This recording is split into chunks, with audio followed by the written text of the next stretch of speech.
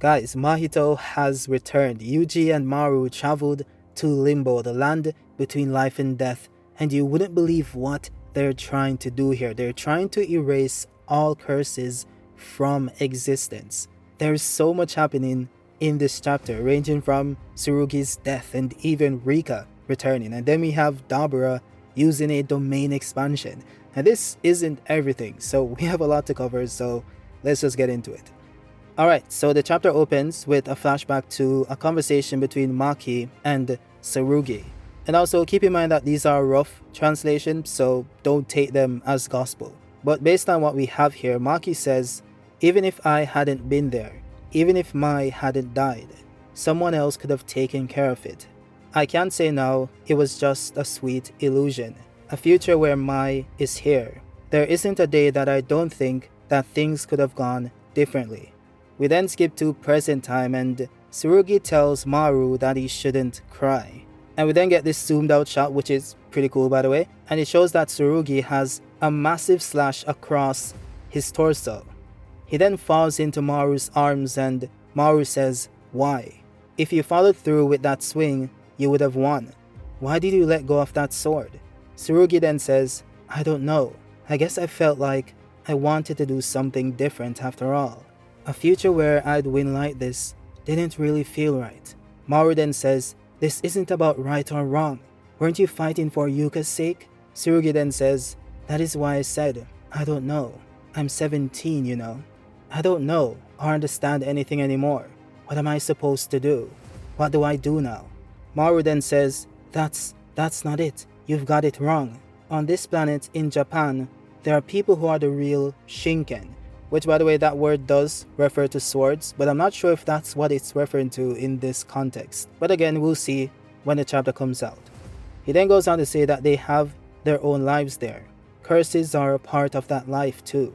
But then our demand is, those who had their place taken from them, those who never had a place in the first place, what are we supposed to do?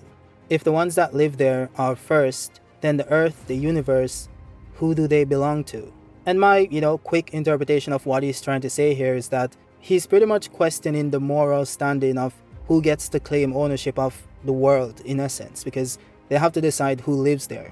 And he's kind of questioning and trying to rationalize in his head, like if righteousness is defined by being the original inhabitants of any land, then those who are born without a place are inherently wrong. So if the planet belongs to the humans, where's the space for them? So I think that's the general, gist of this conversation, and hopefully, it's a bit more structured when we actually get the English, translations from the official sources, but we'll see. Let's get on to the fight between Dabura.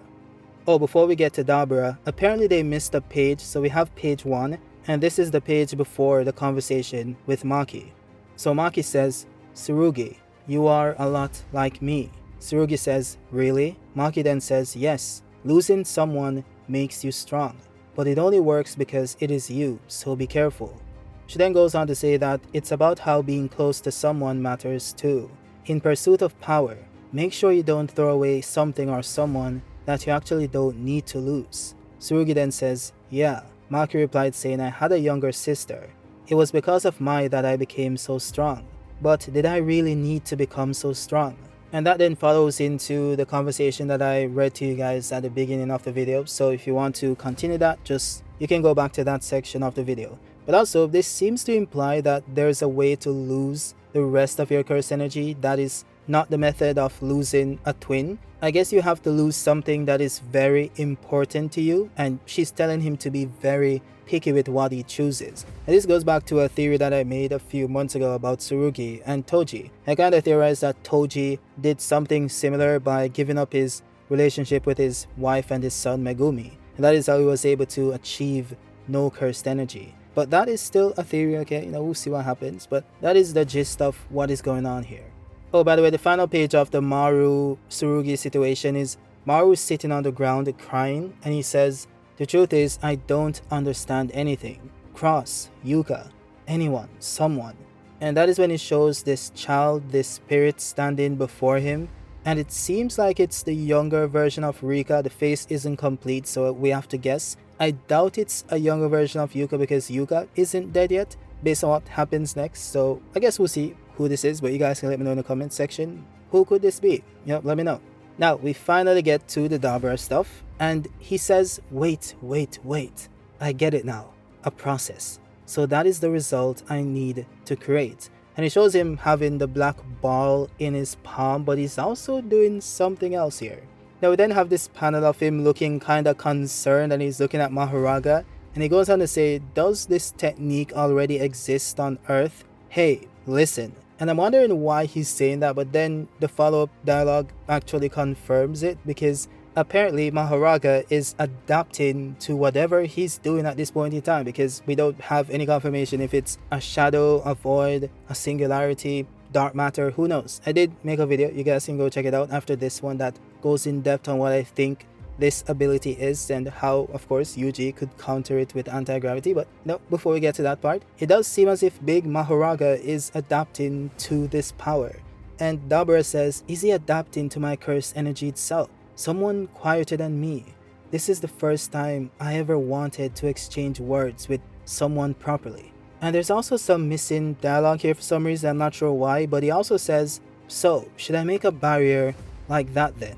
And we see the barrier actually forming behind him. And there's also another translation where he wonders if Mahoraga is adapting to existence itself, which I'm not sure why he would be adapting to that, because he hasn't been hit by anything. So that is interesting. We'll see what happens. But yeah, Dabura did do the domain expansion, and it does look pretty cool. There's some interesting things going on here, and I'm gonna do some analysis when it comes to the chapter. I'm not gonna waste more of your time here, but the domain itself is very interesting.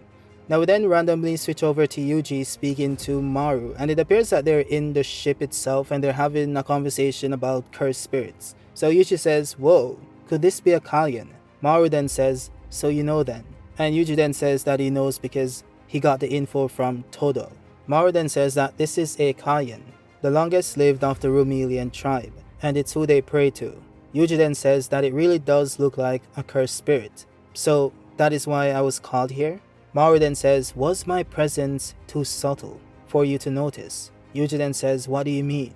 The cursed energy of Yuka's grandfather and Shinken, that word again, we're going to see what that means when the chapter comes out. But it then tells him that Mule, the material that makes up the Nunax, which is the ship itself, and my technique and his, I want to unite Earthlings and Simurians. But I can't move forward based on my own judgment alone. Yuji Itadori, judgment falls onto you, and as a representative of the planet, or Earth, you'll serve as a witness. Maru then goes on to say that I want to create a world where cursed spirits are never born.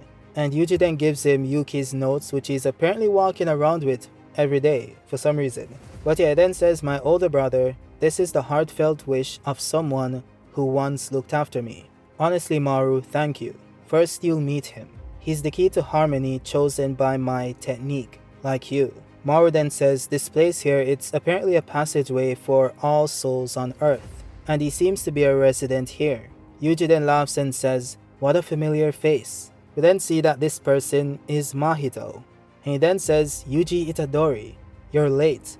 I've been waiting for you, but I can't say what I want to say because you are not dead.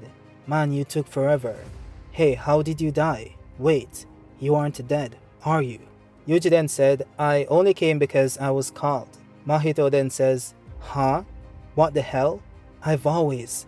Maru then says, let's begin.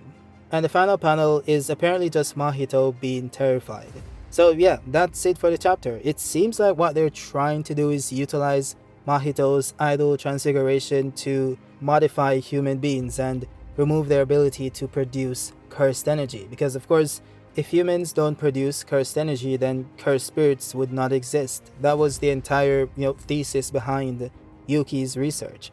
So this could actually work, and it would be pretty sad because that means there's no part 2 to this manga, if they do succeed, but we'll see. And also, that fight with Dabura, it's actually going crazy. We haven't gotten confirmation on if his ability is a reverse, shadow, opposite of light, or if it's a singularity or void. I mean, the guy went straight to domain expansion without even using the ability first, because apparently Mahoraga was adapting to just his cursed energy, which is a bit crazy. So there's a lot to cover in the coming weeks. So if you guys want to see those videos, remember to subscribe and ring that bell to be notified when I post new videos. I'll see you guys soon. Peace.